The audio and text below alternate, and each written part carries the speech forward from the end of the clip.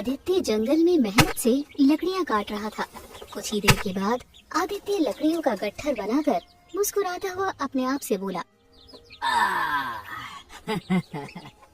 चलो अब इन लकड़ियों को बाजार में बेच आते हैं। हाँ, उम्मीद है कि इनके अच्छे दाम मिल जाएंगे। चल भाई आदित्य, अब देखते हैं क्या होता है। इतना बोलकर आदित्य बाजार चला गया। तभी आदित्य के पास लकड़ियों का एक ग्राहक आकर बोला, अरे ओ भैया, तुम्हारे पास जितनी भी लकड़ियां हैं वो सब मुझे दे दो। आज मेरे घर पर मेहमान आए हैं, इसीलिए सुबह से चूल्हा जलेगा तो शाम तक जलता ही रहेगा। क्यों?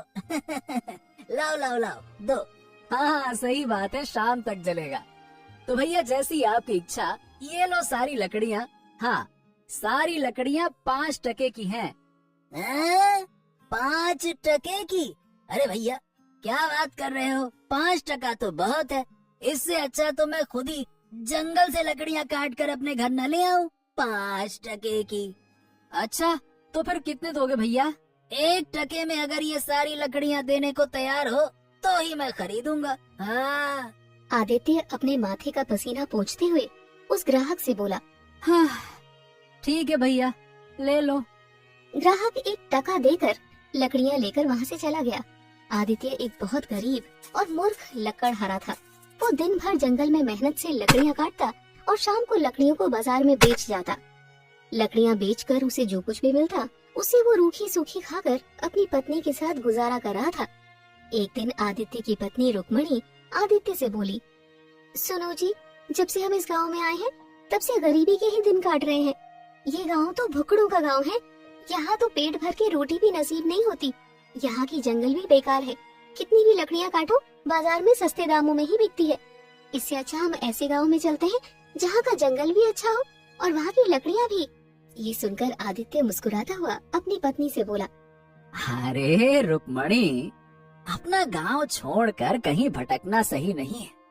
और फिर आज तो हमें जैसे तैसे रोटी नसीब हो रही है। अब दूसरे गांव में जाने से कहीं ऐसा ना हो कि वहाँ रोटी भी हमसे छिन जाए। क्यों? तुम चाहे कुछ भी कहो, लेकिन मैं अब एक बात नहीं सुनूंगी। मुझे यहाँ नहीं रहना। अरे तुम्हारा दिमाग खराब हो गया है क्या रुक्मणी? हमारे पास खाने के लिए धन नहीं है। अगर हम दूसरे गांव चले जाएंगे तो वहाँ रहेंगे कहाँ? रहने की और एक नई समस्या हो जाएगी, हैं? आदित्य की बात सुनकर रुक्मणी गहरी सोच में डूबती हुई बोली, ठीक है, लेकिन आज से तुम जंगल में लकड़ियाँ नहीं काटोगे। अरे लकड़हारा हूँ भाई, लकड़ियाँ नहीं काटूंगा तो फिर और क्या करूँगा? हमारे गांव का जमींदार बहुत ही ज्यादा दयालु है। तुम जाकर उस जमींदार से कुछ धन उधार क्यों नहीं मांगते? मुझे विश्वास है कि वो तुम्हारी मदद जरूर करेगा। और रुक्मणी देवी जरा ये भी बताइए कि मैं जमींदार से उधार लेकर करूँगा क्या? क्या मुझे उसका धन चुकाना नहीं पड़ेगा? जमींदार से धन उधार लेकर तुम कोई व्यापार शुरू करो। रुक्मणी की बात सुनकर आदित्य चुप हो गया।